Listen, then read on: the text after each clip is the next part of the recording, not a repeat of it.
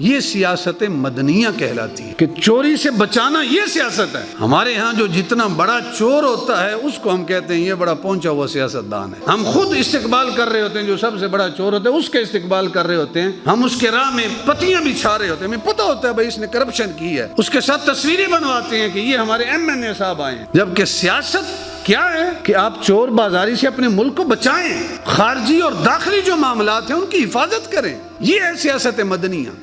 ایک طرف بطخ کا بچہ ہو، ایک طرف مرغی کا بچہ ہو، دونوں اگر کسی تالاب کے کنارے ہوں نا جی، تو بطخ کا بچہ تالاب کے اندر جائے گا، جو مرغی کا بچہ ہے وہ تالاب کے اندر نہیں جائے گا، وہ وہاں سے بھاگے گا۔ کس ذات نے اس بطخ کے بچے کو اور مرغی کے بچے کو یہ سکھایا ہے؟ مرغی کے بچے کو چھوٹا سا بچہ ہے، فہدا، یہ ہدایت اس نے دی ہے کہ اس نے نیچے سے دانہ چگنا ہے۔ اور جب ایک بکری کا چھوٹا سا بچہ جب وہ پیدا ہوتا ہے، اس بچے کو کس نے یہ ہدایت دی ہے کہ اس نے اپنی ماں کا دودھ پینا ہے؟ یہ کسی نے تو ہدایت دی ہے، یہ اللہ ہدایت دینے والا ہے۔ فہدا، وہ خالق بھی ہے اور ہادی بھی ہے، یعنی تخلیق کرنے والا بھی ہے اور تخلیق کے ساتھ ساتھ ہدایت عطا کرنے والا بھی ہے۔ کلکم راع و کلکم مسئول عن رعیتہ، ہر ایک تم میں نگران ہے اور اس کے ماتحت جتنے بھی لوگ ہیں ان کے متعلق اس سے سوال کیا جائے گا۔ الصلاۃ والسلام علیک یا سیدی یا رسول اللہ وعلی آلک و اصحابک یا حبیب اللہ۔ الصلاۃ والسلام علیک یا سیدی یا رسول اللہ وعلی آلک و اصحابک یا امام الانبیاء والمرسلین۔ اللہم صلی وسلم علی رسولک الکریم وآلہ الطاہرین، رب اغفر وارحم وانت خیر الراحمین۔ اللہم صلی وسلم علی رسولک الکریم وآلہ الطاہرین، رب اغفر وارحم وانت خیر الراحمین۔ سورہ اعلیٰ کا ترجمہ اور تفسیر انشاءاللہ آج ہم خطبے میں بیان کرنے کی جسارت کریں گے۔ یہ وہ صورت ہے جو محبوب خدا کو بڑی پسند تھی اور اللہ کے نبی اس صورت سے محبت کرتے تھے۔ امام احمد، امام بزار اور امام ابن مردوے حضرت علی رضی اللہ تعالیٰ عنہ سے روایت کرتے ہیں، انہوں نے کہا کہ رسول اللہ صلی اللہ علیہ وسلم سورۃ سبح اسم ربک الاعلیٰ اس سے محبت کرتے تھے۔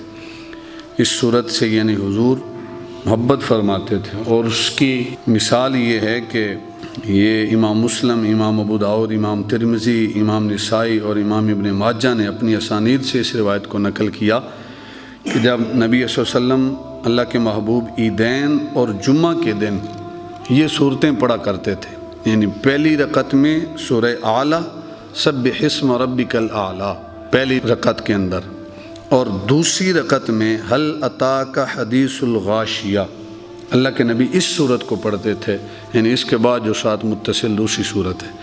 جمعہ میں بھی اور عیدین میں بھی اللہ کے نبی ان دو صورتوں کو پڑھتے تھے۔ اس سے واضح ثبوت ملتا ہے کہ اللہ کے نبی اس صورت کو کتنا پسند فرماتے تھے۔ اور اس کے بعد جو تیسری حدیث مبارکہ صحیح مسلم شریف کی ہے کہ حضرت عبداللہ ابن عباس رضی اللہ تعالیٰ عنہما، پہلی روایت ہے کہ عیدین اور جمعہ کے دن اللہ کے نبی یہ صورتیں پڑھتے تھے، چونکہ جمعہ کی بھی دو رکعتیں ہوتی ہیں اور عید کی بھی۔ یہ روایت ہے وطروں کے حوالے سے کہ حضرت عبداللہ ابن عباس رضی اللہ تعالیٰ عنہ بیان کرتے ہیں کہ نبی اکرم صلی اللہ علیہ وسلم عید الفطر، عید الاضحیٰ میں سبح اسم ربک الاعلیٰ اور هل اتاک حدیث الغاشیہ پڑھا کرتے تھے۔ امام مسلم نے حضرت جابر بن سامرہ سے روایت کی ہے کہ نبی اکرم صلی اللہ علیہ وسلم ظہر کی نماز میں سبح اسم ربک الاعلیٰ پڑھا کرتے تھے، یعنی ظہر میں بھی، عیدین میں بھی، جمعہ میں بھی۔ اور اگلی جو حدیث مبارکہ یہ سنن ابی داؤد کے اندر بھی ہے، سنن نسائی کے اندر بھی ہے، سنن ابن ماجہ کے اندر بھی ہے۔ حدیث کی ان تین کتابوں میں یہ حدیث مبارکہ موجود ہے کہ محبوب خدا نے ارشاد فرمایا، حضرت ابی بن قعب اس حدیث کے راوی ہیں کہ رسول اللہ صلی اللہ علیہ وسلم وطر میں پہلی رکعت میں سبح اسم ربک الاعلیٰ اس صورت کو پڑھتے تھے، جس کا ترجمہ ہم آج پڑھیں گے۔ دوسری رکعت میں اللہ کے نبی قل یا ایھا الکافرون، اور تیسری رکعت میں وطر کی قل هو اللہ احد، یہ اللہ کے نبی پڑھتے تھے۔ یعنی وطروں میں بھی اللہ کے نبی اس صورت کو پڑھتے تھے، سبح اسم ربک الاعلیٰ، دوسری رکعت میں قل یا ایھا الکافرون اور تیسری میں قل هو اللہ احد۔ تو یہ وہ صورت ہے جس کے ساتھ اللہ کے حبیب بڑی محبت کرتے تھے، بڑی خاص صورت ہے۔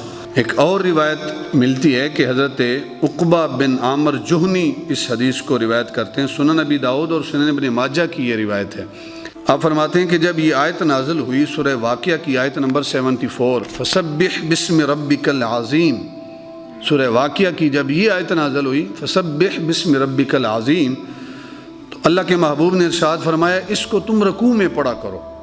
یعنی جب سورہ واقعہ کی یہ آیت نازل ہوئی تو فرمایا اس کو رکوع میں پڑھو، یعنی نماز کا جو رکوع ہے اس میں پڑھو. فسبح بسم ربک العظیم، اس کو رکوع میں پڑھو. اور جب اس سورت کی سورہ اعلیٰ کی پہلی آیت نازل ہوئی سبح اسم ربک الاعلیٰ، تو اللہ کے نبی نے ارشاد فرمایا کہ اس کو تم سجدے میں پڑھا کرو. فسبح بسم ربک العظیم، جب یہ آیت نازل ہوئی تو فرمایا اس کو رکوع میں رکھ لو، یعنی نماز کے رکوع میں اس کو پڑھو. اور جب سبح اسم ربک الاعلیٰ یہ آیت نازل ہوئی تو فرمایا اس کو تم سجدے میں پڑھا کرو. یہ سنن ابی داؤد کی روایت ہے. اور اس کے بعد دوسری روایت سنن ابی داؤد کی ہے کہ اللہ کے محبوب نے ارشاد فرمایا کہ جب حضرت عبداللہ ابن عباس اس حدیث کے بھی راوی ہیں کہ جب نبی اکرم صلی اللہ علیہ وسلم یہ آیت پڑھتے سبح اسم ربک الاعلیٰ تو آپ پڑھتے سبحان ربی الاعلیٰ، پاک ہے وہ رب جو اعلیٰ ہے. اللہ کے نبی جب بھی سبح اسم ربک الاعلیٰ پڑھتے تو ساتھ یہ پڑھتے سبحان ربی الاعلیٰ. فرمایا سبح اسم ربک الاعلیٰ، اپنے رب کے نام کی تسبیح پڑھیے جو سب سے بلند ہے، الاعلیٰ جو سب سے بلند ہے. تو اس میں اللہ کے نام کا ذکر کرنے کی بھی ترغیب ہے کہ اللہ کے نام کو بلند کیجیے، اللہ کے نام کا ذکر کیجیے. اور اس میں یہ بھی ہے کہ ان اللہ کے اسماء کا ذکر کیجیے جو قرآن سے یا حدیث سے ثابت ہیں. بے شمار ایسے لفظ ہیں جو ہم نے اللہ کی ذات کے لیے استعمال کیے ہیں، ان سے علماء نے، مفسرین نے، محدثین نے منع کیا ہے. بالخصوص ایک نام جو ہمارے ہاں گردش کرتا ہے وہ یہ ہے کہ ہمارے ہاں کہا جاتا ہے کہ اللہ میاں، اس سے علماء نے منع کیا ہے. میاں چونکہ خاوند کے لیے استعمال ہوتا ہے اس لیے اللہ میاں کہنا، یہ علماء مفسرین نے کہا ہے کہ یہ کہنا جائز نہیں ہے. میاں شوہر کو بھی کہا جاتا ہے، اور بعض لوگ بوڑھے آدمی کو میاں جی کہتے ہیں، اور بعض لوگ اللہ سائیں کہتے ہیں. اللہ سائیں، سائیں جو ہے وہ فقیر کو بھی کہا جاتا ہے. یہ اردو کے الفاظ ہیں. عربی کے الفاظ میں سے بھی اللہ تعالیٰ کے اسماء کا اطلاق جائز ہے، یعنی عربی میں بھی ان الفاظ کا استعمال جائز ہے جو عام الفاظ میں، یعنی عام لغت عرب کے اندر کسی حقیر شے کے لیے استعمال نہ ہوتے ہوں. یعنی اللہ کا نام بھی لینا ہے تو اس کی شایان شان. اور علماء نے یہ بھی فرمایا کہ کسی ایسی محفل میں جہاں ملحد بیٹھے ہوں، اللہ کی ذات کا انکار کرنے والے ہوں، اس جگہ بھی اللہ کا نام نہیں لینا چاہیے، کیونکہ وہ اللہ کے نام کی تحقیر کریں گے، اس پہ ہنسیں گے، مذاق اڑائیں گے. جس طرح کفار اور مشرکین جب حضور اللہ کے نام کی تبلیغ کرتے تھے، خدا کا نام لیتے تھے، ذکر و اذکار کرتے تھے، تو کفار اور مشرکین تالیاں بجاتے تھے. اس لیے کسی ایسے مقام پہ اللہ کا نام لینا جائز نہیں ہے جہاں اللہ کے نام کی تحقیر ہوتی ہو. سبح اسم ربک الاعلیٰ، اپنے رب کے نام کی تسبیح پڑھیے، الاعلیٰ جو سب سے بلند ہے. الذی خلق فسوا، جس نے مخلوق کو پیدا کیا، فسوا اور پھر اس کو درست بنایا. یعنی اللہ کی تخلیق دیکھیں پھر اس کی درستگی دیکھیں. یعنی ہر شے ایک زاویے کے اندر ہے. یہ کہیں نہیں ہو سکتا کہ ایک بلی جو ہے وہ ایک دن اتنا بڑا اس کا جسم ہو جائے کہ وہ ہاتھی تک پہنچ جائے. بلی جتنی بھی عمر کی ہو جائے وہ بلی ہی رہتی ہے. شیر ہمیشہ شیر رہتا ہے، وہ اس قدر نہیں ہوتا کہ اس کا جسم بڑھ کے زرافے جتنا بلند ہو جائے. انسان ہے تو اس کی بھی ایک خاص لیمیٹیشن ہے. تو خلق، اس نے تخلیق بھی کیا، فسوا اور پھر اس کو درست بھی بنایا ہے. یہ اللہ کی تخلیق ہے. پھر ارشاد فرمایا والذی قدر فہدا، جس نے صحیح اندازہ کیا، فہدا اور پھر اس انسان کو ہدایت عطا فرمائی. اب دیکھیں، ایک طرف بطخ کا بچہ ہو، ایک طرف مرغی کا بچہ ہو، دونوں اگر کسی تالاب کے کنارے ہوں نا جی، تو بطخ کا بچہ تالاب کے اندر جائے گا، جو مرغی کا بچہ وہ تالاب کے اندر نہیں جائے گا، وہ وہاں سے بھاگے گا. کس ذات نے اس بطخ کے بچے کو اور مرغی کے بچے کو یہ سکھایا ہے؟ مرغی کے بچے کو، چھوٹا سا بچہ ہے، فہدا، یہ ہدایت اس نے دی ہے کہ اس نے نیچے سے دانہ چگنا ہے. اور جب ایک بکری کا چھوٹا سا بچہ جب وہ پیدا ہوتا ہے تو اس بچے کو کس نے یہ ہدایت دی ہے کہ اس نے اپنی ماں کا دودھ پینا ہے؟ یہ کسی نے تو ہدایت دی ہے. یہ اللہ ہدایت دینے والا ہے۔ فہدا، وہ خالق بھی ہے اور ہادی بھی ہے، یعنی تخلیق کرنے والا بھی ہے اور تخلیق کے ساتھ ساتھ ہدایت عطا کرنے والا بھی ہے۔ قدرہ کا ایک معنی تقدیر بھی ہے کہ اللہ نے ہر شے کو ایک اندازے سے بنایا ہے۔ انسان رحم مادر میں آتا ہے، ماں کے پیٹ میں آتا ہے، جب اس کے اندر روح پھونکی جاتی ہے اس کی عمر کو لکھا جاتا ہے، اس نے کتنی عمر جینا ہے، اس کا شقی ہونا اور سعید ہونا کہ یہ بدبخت ہوگا یا نیک بخت ہوگا یہ بھی لکھا جاتا ہے، اور یہاں تک ہے کہ اس کا جنتی اور جہنمی ہونا بھی لکھا جاتا ہے۔ بعد جب ایسی روایات ملتی ہیں نا تو صحابہ نے اعتراض کیا کہ یا رسول اللہ جب جنتی اور جہنمی لکھ دیا گیا ہے تو پھر ہمارے عمل کا کیا فائدہ، ہم عمل کیوں کرتے ہیں؟ تو اللہ کے نبی نے ارشاد فرمایا اللہ نے ہمیں اس دنیا میں بھیجا ہے، اللہ نے ہمیں اختیار دیا ہے، ہم اپنے اختیار پر کوئی عمل کرتے ہیں، وہ جو لکھا ہوا ہے اس نے ہمیں مجبور نہیں کیا کہ ہم گناہ کا کام کریں، کیونکہ وہ عالم الغیب ہے، اسے علم ہے کہ میں نے اس انسان کو بنایا ہے، اس نے کیا کچھ کرنا ہے، اس کے علم میں ہونے کی وجہ سے پہلے سے اس نے لکھ رکھا ہے، وہ جو لکھا ہے اس نے ہمیں مجبور نہیں کیا کہ ہم نے یہ کام کرنا ہے۔ اگر اس کے لکھے ہوئے نے ہمیں مجبور کیا ہوتا تو پھر جہنم کا عذاب وہ کیا معنی رکھتا تھا۔ اور اللہ کے نبی کا یہ بھی فرمان ہے کہ اللہ جس کے ساتھ بھلائی کا ارادہ کرتا ہے نا اللہ اسے نیک عمل کی توفیق عطا فرماتا ہے، اور جس کا آخری عمل نیک ہوگا اللہ اسے جنت عطا فرمائے گا۔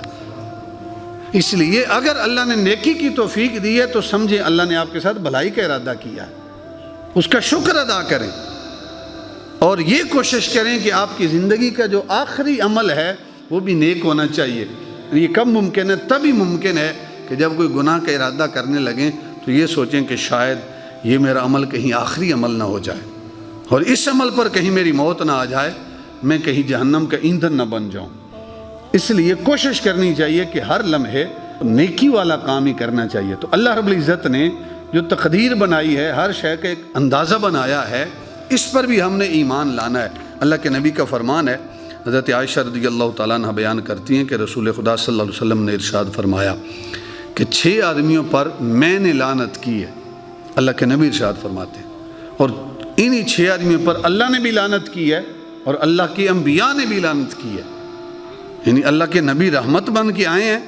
لیکن اس حدیث مبارکہ میں جو سنن ترمذی کی 2154 نمبر ہے حدیث کا 2154، اس میں اللہ کے نبی ارشاد فرماتے ہیں کہ 6 آدمیوں پر میں نے لعنت کی ہے، اللہ نے بھی لعنت کی ہے اور سابقہ انبیاء نے بھی لعنت کی ہے۔ وہ 6 آدمی کون کون سے ہیں؟ اللہ کے نبی نے ارشاد فرمایا پہلا وہ بندہ ہے جو کتاب اللہ میں زیادتی کرتا ہے، اللہ نے قرآن بھیجا، جو اس میں زیادتی کرے، اپنی طرف سے کوئی شے اس میں داخل کرے، فرمایا اللہ کی بھی اس پر لعنت ہے، میری بھی لعنت ہے اور سابقہ انبیاء کی بھی لعنت ہے۔ اور دوسرا اللہ کے نبی نے ارشاد فرمایا کہ جو اللہ کی تقدیر کو جھٹلانے والا ہے، یعنی اللہ کی تقدیر پہ جس کا ایمان نہیں ہے، خیر اور شر کی تقدیر پر جو ایمان نہیں رکھتا، فرمایا اس پر میری بھی لعنت، انبیاء کی بھی لعنت اور اللہ کی بھی لعنت، اللہ کے رسولوں کی بھی لعنت۔ پھر ارشاد فرمایا تیسرا وہ شخص جو طاقت سے جبر سے اقتدار حاصل کرنے والا ہے، اور اس کا مقصد کیا ہے اقتدار حاصل کرنے کا؟ تاکہ اس اقتدار کے ذریعے وہ ان لوگوں کو جن کو اللہ نے عزت دی ہے ان کو ذلیل کرے، اور ان کو وہ عزت دیتا ہے جن کو اللہ نے ذلیل کیا ہے، اس ارادے سے جو حکومت حاصل کرے کہ میں عزت والوں کو ذلیل کروں گا اور ذلیلوں کو عزت دوں گا، فرمایا اس پر اللہ کی بھی لعنت ہے، میری بھی لعنت ہے اور سابقہ انبیاء کی بھی لعنت ہے۔ چوتھا بندہ فرمایا اللہ کی حرام کردہ چیزوں کو حلال کرنے والا، اللہ نے فرمایا یہ حرام ہے، یہ حلال ہے، پھر ان کے بعد اللہ کی حلال کردہ چیزوں کو حرام کرنے والا اور حرام کردہ چیزوں کو حلال کرنے والا۔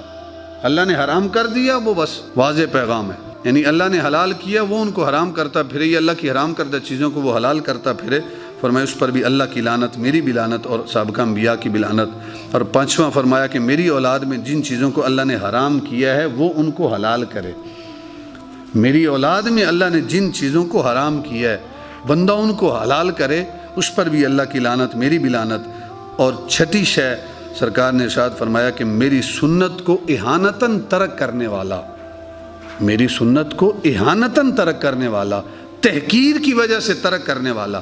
اللہ کے نبی کی سنت بے شمار ہیں، یہ داڑھی جو ہے یہ سرکار کی سنت ہے، اگر کسی بندے کی داڑھی نہیں ہے وہ نہیں رکھتا تو ایک سنت کا تارک ہے، لیکن اگر اس کی تحقیر کرے اس کو حقیر سمجھے، اور جس کے چہرے پہ داڑھی ہے اس کو برا بھلا کہے داڑھی کی وجہ سے، تو گویا کہ وہ سنت کی تحقیر کر رہا ہے، سنت کو حقارت کی نگاہ سے دیکھ رہا ہے۔ فرمایا جو میری سنت کو حقارت کی نگاہ سے دیکھے، جو اللہ کے نبی رحمت للعالمین بن کے آئے ہیں، اللہ کے نبی ارشاد فرماتے ہیں ان پر میری بھی لعنت ہے، اللہ کی بھی لعنت ہے، سابقہ انبیاء کی بھی لعنت ہے۔ اگر حضور کی سنت کے آپ تارک ہیں گناہ ہے، لیکن تحقیر کی نظر سے نہیں دیکھنا چاہیے، کمپیریزن نہیں کرنا چاہیے کہ داڑھیوں والے کون سے اچھے ہیں۔ میں فیصل آباد سے آگے ٹو بٹیک سنگھ جا رہا تھا، گاڑی والے سے میں نے پوچھا، اس نے کہا بھائی اتنے ٹائم تک گاڑی پہنچے گی، تو میں نے اسے کہا، میں نے کہا بھائی کیا واقعی ٹائم پر پہنچ جائے گی، کیونکہ میں نے بیان کرنا تھا آگے جا کے، تو میں نے کہا کیا واقعی اتنے ٹائم پر پہنچ جائے گی؟ تو اس نے کہا دیکھ لیں میرے چہرے پہ داڑھی نہیں ہے، یعنی اشارہ کیا دیا کہ میری داڑھی نہیں ہے تو میں جھوٹ نہیں بول رہا، اور جن کے چہروں پہ داڑھی ہوتی ہے وہ جھوٹ بولتے ہیں، یعنی یہ داڑھی کی تحقیر ہے نا جی، داڑھی کا ہی مذاق ہے۔ تو اگر آپ نے سنت کے تارک ہیں، جرم ہے، گناہ ہے، لیکن تحقیر کا پہلو آئے گا تو پھر اللہ اور اس کے رسول کی لعنت ہوگی تمہارے اوپر، تحقیر نہیں کرنی چاہیے۔ اور اللہ کے نبی کا دوسرا فرمان بھی ہے، سرکار نے ارشاد فرمایا کہ من احب سنتی فقد احبنی ومن احبنی کان معی فی الجنہ، کہ جو میری سنت سے محبت کرتا ہے گویا وہ مجھ سے محبت کر رہا ہے، اور جو مجھ سے محبت کر رہا ہے قیامت کے دن وہ جنت میں میرے ساتھ ہوگا۔ تو اللہ کے نبی کی سنت سے محبت اللہ کے نبی سے محبت ہے۔ تو حبیب جو وقار ارشاد فرمایا والذی قدر فہدا، اور جس نے صحیح اندازہ کیا، فہدا، اور پھر ہدایت عطا فرمائی اس انسان کو، والذی اخرج المرعا، اور جس نے چراگاہ بنائی، جس نے زمین سے اناج اگایا، اناج کو نکالا، گھاس پھوس کو نکالا، یعنی جو بھی مویشیوں کے چرنے کے لیے سامان ہوتا ہے اس کو چراگاہ کہتے ہیں، اس کو مرعا کہتے ہیں۔ حدیث مبارکہ میں اس آیت کے اندر جو لفظ المرعا کا لفظ ہے، اس کا اصلی جو روٹ ورڈ ہے جن سے یہ لفظ نکلا ہے وہ را عین اور یا ہے۔ راعینا ایک معنی ہے راعینا کہ آپ ہماری رعایت کیجئے، کفار اور مشرکین جب اس لفظ کو کہتے تھے حضور کے لیے تو راعینا کہتے تھے، اور راعینا ہوتا ہے چراواہا، بکریوں کو چرانے والا۔ سورہ بقرہ کے اندر یہ آیت آئی ہے کہ حضور کے صحابہ تو کہتے ہیں نا کہ راعینا، حضور ہماری رعایت کیجیے، ہمیں دوبارہ ارشاد فرمائیے، سمجھ نہیں آئی کوئی بات کی۔ کفار اور مشرکین نے راعینا بنا لیا کہ چرواہا، حضور کی تحقیر جو ہے ان کے ملوز خاطر ہوتی تھی، یعنی اسی سے چرواہا بھی ہے۔ تو اللہ نے ارشاد فرمایا کہ لا تقول راعینا، اے میرے غلاموں تم راعینا لفظ ہی چھوڑ دو، بلکہ تم کیا کہو، وقول انظرنا، تم یہ کہو کہ یا رسول اللہ ہمارے اوپر نظر کرم فرمائیں، ہمیں سمجھ نہیں آئی، تھوڑی ہماری رعایت فرمائیں۔ یعنی وہ لفظ ہی خالق نے چھوڑ دیا کہ وہ لفظ کہو ہی نہیں تم ایمان والے، تم نہیں کہو گے تو کافر بھی رک جائیں گے۔ تو المرعا راعین، یا اسی سے راعینا ہے، چرواہ بھی اسی سے ہے۔ اصل جو یہ لفظ ہے یعنی چراگاہ، چراگاہ سے مراد کیا ہوتا ہے، جس میں مویشیوں کی حفاظت ہو۔ تین صورتیں اس کی بنتی ہیں حفاظت کی۔ پہلی صورت بڑی خاص بات، پہلی صورت یہ ہے کہ جانوروں کو خوراک مہیا کرنا، اس میں ان کی حفاظت ہے۔ خوراک ملے گی تو ان کی نشو و نما ہوگی، خوراک نہیں ملے گی تو کیسے وہ پلے بڑھیں گے۔ دوسری شے کہ جانداروں کو دشمنوں سے محفوظ رکھنا، اور چراگاہ جو ہے اس کے اندر باہر ایک باڑ ہوتی ہے جو جانوروں کو محفوظ رکھتی ہے۔ اور تیسری شے ہے کہ زیر کفالت افراد کا مناسب انتظام کرنا، ان کی دیکھ بھال کرنا، اور ان کو دنیا اور آخرت کے ضرر سے بچانے کی تلقین اور تگ و دو کرنا، اور ان کی اصلاح کرنا۔ یہ جو تیسری قسم ہے اس کی پھر مزید تین قسمیں، تین صورتیں بنتی ہیں۔ پہلی صورت یہ ہے کہ ایک بندے کی اصلاح کرنا، کسی ایک بندے کو بتانا بھئی یہ دنیا سب کچھ نہیں ہے، آخرت بھی ایک دن آنکھیں کھولنی ہے، اس دن بھی۔ اگر ایک بندے کی آپ نے اصلاح کی ہے تو اس کو کہتے ہیں تہذیب نفس، ایک بندے کی اصلاح ہے۔ اور اگر آپ ایک گھر یا ایک خاندان کو برائیوں سے دور رکھتے ہیں اور نیکیوں سے متصف کرتے ہیں تو اس کو تدبیر منزل کہتے ہیں، یعنی ایک گھر کی دیکھ بھال آپ نے کی ہے، اس کو راہ راست سے بھٹکنے سے بچا لیا ہے آپ نے۔ میرے پاس یہاں کچھ لوگ آئے اور ظہر کی نماز انہوں نے یہاں پڑھی، کچھ ان کے ذہن میں شکوک و شبہات تھے، تو زور سے عصر تک بیٹھے رہے، عصر تک مسلسل ڈسکشن چلتی رہی، وہ سوال کرتے رہے، میں ان کو جواب دیتا رہا۔ تو عصر کی نماز بھی انہوں نے یہاں ہی پڑھی، اور یہاں پڑھنے کے بعد وہ کہتے ہیں کہ آپ نے صرف ایک بندے کو نہیں پورے خاندان کو راہ راست سے بھٹکنے سے بچا لیا ہے۔ تو ایک گھر کو یا ایک خاندان کو راہ راست سے بھٹکنے سے بچا لینا، راہ راست پر لے کے آنا، تو اس کو کہتے ہیں تدبیر منزل۔ اور اس سے پھر اگلی جو قسم آتی ہے وہ یہ ہے کہ ایک شہر یا ایک ملک کی اصلاح کرنا، ایک شہر کی ایک پورے ملک کی اصلاح کرنا، اس کو کہتے ہیں سیاست مدنیہ۔ کیا کہتے ہیں؟ سیاست کا جو لفظ ہے بڑا پاکیزہ لفظ ہے۔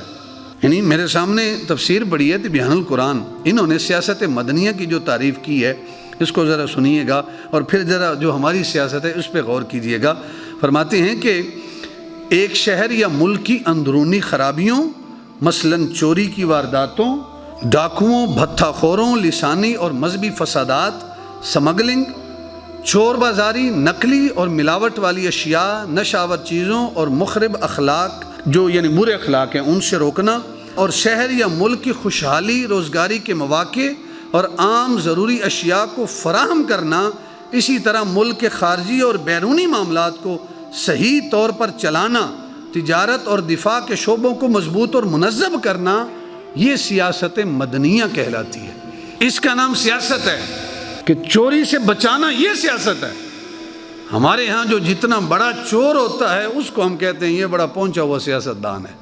ہم خود استقبال کر رہے ہوتے ہیں، جو سب سے بڑا چور ہوتا ہے اس کا استقبال کر رہے ہوتے ہیں، ہم اس کے راہ میں پتیاں بچھا رہے ہوتے ہیں، ہمیں پتہ ہوتا ہے بھائی اس نے کرپشن کی ہے، لیکن ہمارے پاس آتا ہے تو ہم استقبال کرتے ہیں، اس کے ساتھ تصویریں بنواتے ہیں کہ یہ ہمارے MNA صاحب آئے ہیں، اور ہم فخر کرتے ہیں اس پر کہ فلاں ہمارے پاس آئے ہیں، ہماری اس کے ساتھ تصویر بنی ہے، سوشل میڈیا پہ ہم دیتے ہیں۔ جبکہ سیاست کیا ہے کہ آپ چور بازاری سے اپنے ملک کو بچائیں، خارجی اور داخلی جو معاملات ہیں ان کی حفاظت کریں، یہ ہے سیاست مدنیہ۔ یہ بڑا پاکیزہ لفظ ہے لیکن ہمارے ہاں بدنام ہے۔ اگر کوئی نیک بندہ اس طرف آنا چاہے تو وہ کہتے ہیں بھئی یہ سیاست بڑی بری شے ہے، آپ نے کیا کرنا ہے ادھر آ کے۔ حقیقت میں سیاست جو ہے وہ بری شے نہیں ہے، ہم نے اس کو برا بنا دیا ہے۔ اسی سے المرأہ، را عین یا کا لفظ ہے، اسی کو محافظ بھی کہتے ہیں، محافظ بھی اس کو کہتے ہیں۔ اور حاکم جو ہے، حدیث کے اندر لفظ آیا ہے، حاکم کے لیے بھی یہ لفظ استعمال ہوتا ہے۔ اللہ کے نبی کا فرمان ہے کہ کلکم راعن، را الف عین، کلکم راعن وکلکم مسئول عن رعیتہ۔ اللہ کے نبی نے ارشاد فرمایا کہ تم میں سے ہر شخص نگران ہے، یعنی راعن نگران کے لیے بھی لفظ استعمال ہوا، تم میں سے ہر شخص نگران ہے اور ہر شخص سے اس کے ماتحت افراد کے متعلق سوال ہوگا۔ ایک گھر کا فرد ہے، اس کے نیچے جتنے بھی افراد ہیں، اس گھر کے جو ماتحت ہیں اس کے نیچے، ان کے متعلق اس سے سوال ہوگا، بھئی یہ تیرے ماتحت تھے، یہ تیری اولاد تھی، تو نے ان کی تعلیم و تربیت کی ہے یا نہیں کی؟ تو نے انہیں صرف دنیا کمانا سکھایا ہے یا تو نے آخرت کمانا بھی سکھایا ان کو؟ اللہ کے نبی نے ارشاد فرمایا کہ سربراہ ملک، جو ملک کا نگران ہے، اس سے اس کے ماتحت لوگوں سے سوال ہوگا، یہ تیرے ماتحت لوگ تھے، تو نے ان کا خیال کیا یا نہیں کیا؟ اور پھر سرکار نے ارشاد فرمایا کہ ایک شخص اپنے گھر کا نگران ہے، اس سے گھر کے متعلق لوگوں سے سوال ہوگا۔ عورت اپنے خاوند کے گھر کی مالکن ہے اور نگران ہے، اس عورت سے اس کے گھر کے متعلق سوال ہوگا، تو نے اپنے گھر کی دیکھ بھال کی یا نہیں کی؟ اور خادم اپنے مالک کا جو اس کا مال ہے اس کا نگران ہے، اس نوکر سے اس کے مالک کے مال کے متعلق سوال ہوگا، تو نے اس کی نگرانی کی ہے یا اس میں ڈنڈی مارتا تھا؟ کلکم راعن وکلکم مسئول عن رعیتہ، ہر ایک تم میں نگران ہے اور اس کے ماتحت جتنے بھی لوگ ہیں ان کے متعلق اس سے سوال کیا جائے گا۔ تو ارشاد فرمایا والذی اخرج المرعى، کہ وہ خالق وہ ہے جس نے چراگاہ بنائی یا جس نے زمین سے نباتات اگائے، زمین سے جو جانوروں کی خوراک ہے اس کو اگایا، فجعلہ غثاء احوا، پھر تازہ گھاس کو خشک مائل بسیاہ کر دیا۔ اگر گھاس پڑی رہے نا وہ آہستہ آہستہ سیاہ ہو جاتی ہے۔ وہ کس انداز میں ہوتی ہے کہ سبزی بھی اس پر غالب ہوتی ہے، یعنی سبز رنگ بھی، لیکن زیادہ غالب سیاہ رنگ ہوتا ہے۔ فجعلہ غثاء احوا، پھر تازہ گھاس کو خشک مائل بسیاہ کر دیا۔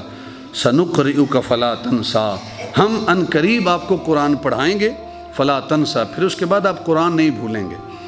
جبریل امین وہی لے کے آتے تھے نا، جبریل امین وہی کا اختتام کرتے تھے، حضور اس کو جلدی جلدی پڑھتے تھے۔ مقصد کیا ہوتا تھا کہ یہ آیت مجھے بھول نہ جائے۔ اللہ رب العزت نے ارشاد فرمایا اے محبوب تجھے پریشان ہونے کی ضرورت نہیں ہے، سنقرئک فلا تنسا، ہم ان قریب آپ کو قرآن پڑھائیں گے، فلا تنسا، اور ایسا پڑھائیں گے پھر اس کے بعد آپ بھولیں گے نہیں۔ حضور کے صحابی ہیں، بخاری شریف کی روایت ہے کہ محبوب خدا نے نماز پڑھائی، ایک آیت حضور بھول گئے، جب بھول گئے تو بعد میں صحابہ نے کہا حضور آپ نے یہ آیت نہیں پڑھی، کیا یہ آیت منسوخ ہو گئی ہے؟ سرکار نے ارشاد فرمایا نہیں منسوخ نہیں ہوئی، میں بھول گیا تھا۔ اور اس پر مفسرین نے بڑی بحث کی ہے۔ بعد مفسرین نے یہ کہا ہے کہ حضور اس لیے بھولے تھے تاکہ حضور کی امت کے لیے، حضور کی امت کے جو امام ہیں ان کے لیے درس بن جائے کہ بھولنا بھی اللہ کے نبی کی ایک سنت ہے۔ بڑے سے بڑا حافظ اور قاری بھی ہو نا، جتنا بھی اسے قرآن یاد ہو، ایک نہ ایک پوائنٹ ایسا آتا ہے جب مصلی پہ کھڑا ہوتا ہے نا، اس کو قرآن بھول جاتا ہے۔ اور پھر احباب وقار ارشاد فرمائے الا ما شاء اللہ انہ یعلم الجہر وما یخفی، مگر جو اللہ چاہے، انہ یعلم الجہر وما یخفی، بے شک وہ خدا جو ہے وہ ظاہر کو بھی جانتا ہے، وما یخفی، اور جو پوشیدہ ہے وہ اسے بھی جانتا ہے۔ وَنُيَسِّرُكَ لِلْيُسْرَىٰ، اور ہم آپ کے لیے سہولت کر دیں گے۔ اور یہ سہولت کیا ہے؟ مفسرین نے یہ بھی کہا ہے کہ جبریل امین بار بار اے محبوب آپ کے سامنے پڑھیں گے، جب بار بار آپ کے سامنے پڑھیں گے تو آپ کو قرآن یاد ہو جائے گا۔ یا یہ بھی روایت ہے کہ اے محبوب ہم آپ کو بغیر محنت کے ہی آپ کا حافظہ اتنا مضبوط کر دیں گے کہ یہ قرآن کبھی آپ کو بھولے گا ہی نہیں۔ فَذَكِّرْ إِن نَفَعَتِ الذِّكْرَىٰ، سو آپ نصیحت کرتے رہیے اگر نصیحت فائدہ دے۔ یعنی اس کا ایک ترجمہ یہ بھی ہے کہ اے محبوب آپ اسے نصیحت کیجئے جو نصیحت سے فائدہ حاصل کرے۔ اور اس سے علماء مفسرین نے یہ بھی ایک معنی مراد لیا ہے کہ ہمیشہ نصیحت اس بندے کو کرنی چاہیے جو تمہاری نصیحت کو سنتا ہے، جو ارادے عمل کے ارادے کی نیت سے سنتا ہے، اور جو آپ کی نصیحت کو اہمیت نہیں دیتا وہاں اپنے الفاظ اور وقت ضائع نہ کیجیے۔ جو سننے کا طلبگار ہے وہاں نصیحت کیجیے۔ سَيَذَّكَّرُ مَن يَخْشَىٰ، ان قریب وہی شخص نصیحت قبول کرے گا، من یخشا، جو اللہ سے ڈرنے والا ہے، جس کے دل میں خوف خدا ہے، وہی نصیحت کو قبول کرتا ہے۔ جس کے دل میں خوف خدا نہیں ہے وہ نصیحت کو کبھی قبول نہیں کرے گا۔ وَيَتَجَنَّبُهَا الْأَشْقَىٰ، اور دور رہے گا، اس نصیحت سے دور رہے گا، الاشقا، جو بڑا بدبخت ہے وہ اس نصیحت سے دور رہے گا۔ الذی یصلی النار الکبریٰ، جو بڑی آگ میں جائے گا۔ وہ جو بدبخت ہے جو اس نصیحت کو قبول نہیں کرتا، الذی یصلی النار الکبریٰ، جو بڑی آگ ہے وہ اس کے اندر جلایا جائے گا۔ ثم لا یموت فیہا ولا یحییٰ، پھر اس آگ میں، جب اس بڑی آگ میں جائے گا، ثم لا یموت، پھر وہاں نہ اسے موت آئے گی، ولا یحییٰ، اور نہ وہاں اسے زندگی ملے گی۔ یعنی نہ موت ہے نہ زندگی ہے۔ موت تو قیامت کے دن موت کو موت آ گئی، روایات میں آتا ہے کہ مینڈے کی شکل میں موت کو ذبح کر دیا جائے گا۔ موت بھی نہیں ہے، زندگی بھی نہیں ہے۔ آج تکلیفیں ہوتی ہیں نا، بندہ کہتا ہے یار موت آ جائے تو بہتر ہے، ان تکلیفوں سے تو بچ جاؤں، لیکن قیامت کے دن موت بھی نہیں ہے۔ ثم لا یموت فیہا ولا یحییٰ، پھر اس آگ کے اندر نہ اسے موت آئے گی، ولا یحییٰ، اور نہ وہاں اس کے لیے کوئی زندگی کے آثار ہوں گے۔ قد افلح من تزکیٰ، بے شک جس نے اپنا باطن صاف کر لیا وہ کامیاب ہو گیا۔ جس نے اپنے دل کی دنیا صاف کر لی وہ کامیاب ہو گیا۔ ہم صاف کرتے ہیں اپنے ظاہر کو، دل کی دنیا کو ہم صاف نہیں کرتے، اور یہ سمجھتے ہیں کہ ظاہر صاف ہو گیا ہے اس کے ساتھ ہی سب کچھ ہو گیا۔ نہیں، حقیقت یہ ہے کہ اندر کی صفائی اصل صفائی۔ اللہ کے محبوب سے پوچھا گیا نا کہ قد افلح کی تفسیر، تو اللہ کے نبی نے ارشاد فرمایا جس نے لا الہ الا اللہ کی شہادت دی، لا الہ الا اللہ پڑھا کہ اللہ کے سوا کوئی الہ نہیں، اور یہ شہادت دی کہ میں اللہ کا رسول ہوں، وَذَكَرَ اسْمَ رَبِّهِ فَصَلَّىٰ، اور اس کی تفسیر جو اس سے اگلی آیت ہے قد افلح من تزکیٰ وذکر اسم ربہ فصلی، اس کی تفسیر میں فرمایا کہ جو 5 نمازوں کی حفاظت کرنے والا ہے گویا حقیقت میں وہی تزکیہ نفس کرنے والا ہے، اسی کی من کی دنیا صاف ہے جو دل کا تزکیہ کرنے والا ہے، دل کی دنیا پاک کرنے والا ہے۔ اور یہ جو فصلی ہے اس سے ایک معنی دعا بھی مراد ہے، نماز بھی ہے اور دعا بھی ہے۔ حضرت فضالہ رضی اللہ تعالیٰ عنہ اس حدیث کے راوی ہیں کہ محبوب خدا تشریف فرماتے ایک شخص آیا، اس نے نماز پڑھی، اور نماز پڑھنے کے فوراً بعد اس نے ہاتھ اٹھائے اور رب کی بارگاہ میں دعا کی اور کہا کہ اللہم اغفر لی وارحمنی، باری تعالیٰ میری بخشش فرما، میرے اوپر رحمت فرما، اللہم اغفر لی، میرے گناہوں کو معاف فرما اور میرے اوپر رحم فرما۔ یعنی نماز پڑھی فوراً دعا مانگی، اللہم اغفر لی وارحمنی۔ اللہ کے نبی نے سنا تو سرکار نے ارشاد فرمایا اذا صلیت فقعدت فاحمد اللہ بما هو اہلہ فصلی علیہ ثم ادعوہ، سرکار نے ارشاد فرمایا تو نے بڑی جلدی کی ہے، اس طرح رب دعائیں قبول نہیں کرتا۔ یعنی نماز سلام پھر اور فوراً رب کی بارگاہ میں ہاتھ کھڑے کیے، فرمایا ایسا کر، نماز پڑھنے کے بعد بیٹھ جا اور بیٹھ کر اللہ کی حمد بیان کر جو اس کے شان کے لائق ہے، اور پھر اس کے بعد میری بارگاہ میں درود و سلام کے نذرانے بھیج۔ میری بارگاہ میں درود پڑھنے کے بعد پھر رب کی بارگاہ میں دعا کر، اللہ تیری دعاؤں کو شرف قبولیت عطا فرمائے گا۔ یعنی یہ طریقہ ہے دعا کا۔ وَذَكَرَ اسْمَ رَبِّهِ فَصَلَّى۔ اور دوسری حدیث مبارکہ یہ بھی جامع ترمذی شریف کی، حضرت عبداللہ ابن مسعود فرماتے ہیں کہ میں نماز پڑھ رہا تھا اور حضور تشریف فرما تھے، شیخین کریمین جناب صدیق اکبر اور عمر فاروق بھی حضور کی بارگاہ میں تشریف فرما تھے۔ میں نے نماز پڑھی اور نماز پڑھنے کے بعد میں بیٹھا رہا، اللہ کے ذکر و اذکار میں مشغول رہا۔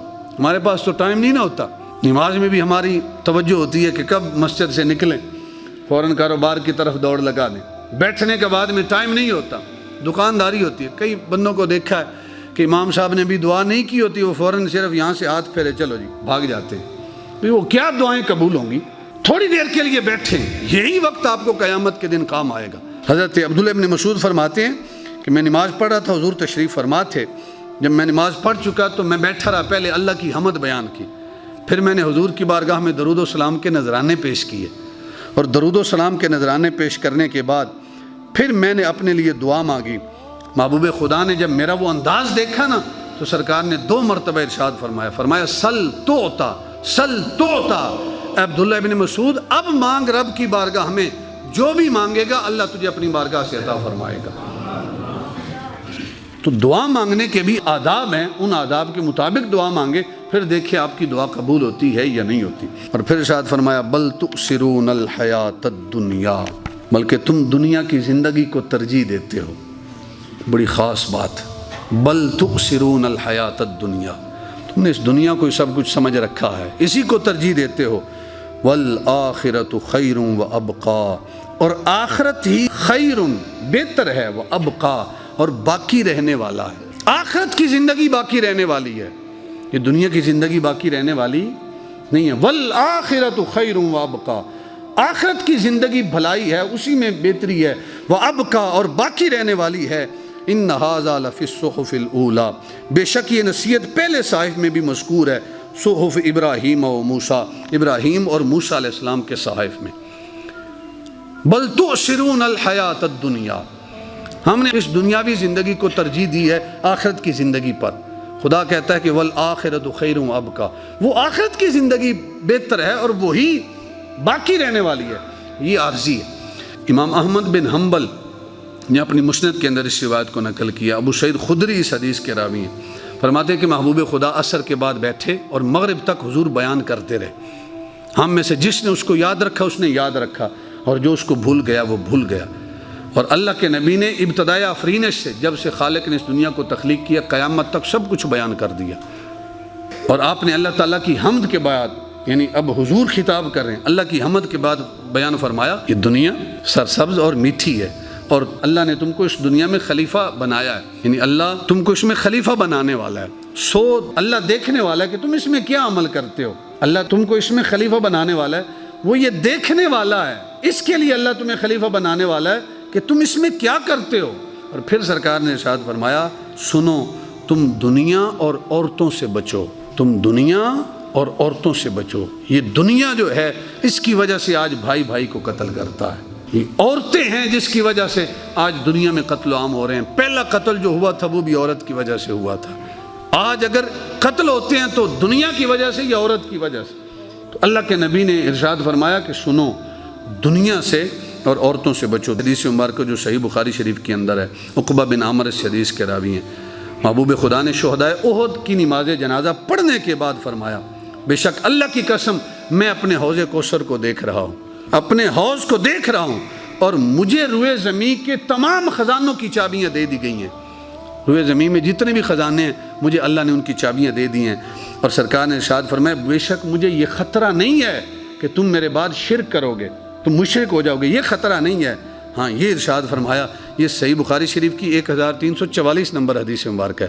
سرکار نے ارشاد فرمایا مجھے شرک کا خطرہ نہیں ہے، لیکن مجھے تم پر یہ خطرہ ہے کہ تم دنیا میں رغبت کرو گے، تم دنیا میں رغبت کرو گے۔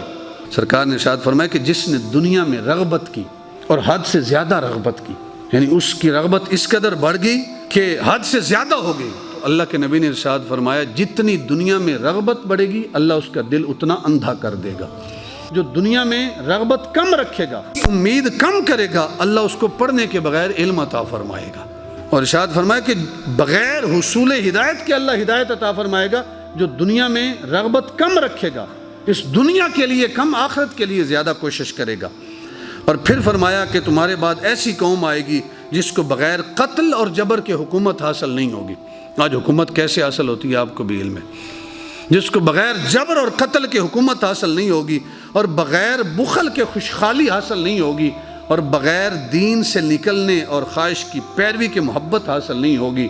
فرمایا سنو، جس شخص نے ایسے زمانے کو پایا حصول مال پر قدرت کے باوجود، یعنی مال پر قدرت رکھتا تھا لیکن مال جائز نہیں تھا، قدرت رکھتا تھا، لے سکتا تھا، شریعت نے منع کیا تھا کہ اس طریقے سے نہیں لینا، قدرت کے باوجود جس نے فقر پر صبر کیا، مال کو حاصل نہیں کیا، اور حصول عزت پر قدرت کے باوجود ذلت پر صبر کیا، یعنی حصول عزت کا ذریعہ جو ہے وہ مناسب نہیں تھا، اس نے اس پر قدرت کے باوجود ذلت پر صبر کیا، اور حصول محبت پر قدرت کے باوجود اس نے بغض پر صبر کیا. یہ صرف اللہ کی رضا جوئی کے لیے کیا، یعنی جو بھی معاملات کیے اللہ کی رضا کی خاطر کیے. تو اللہ کے نبی ارشاد فرماتے ہیں اللہ تعالیٰ اسے 50 صدیقوں کا ثواب عطا فرمائے گا.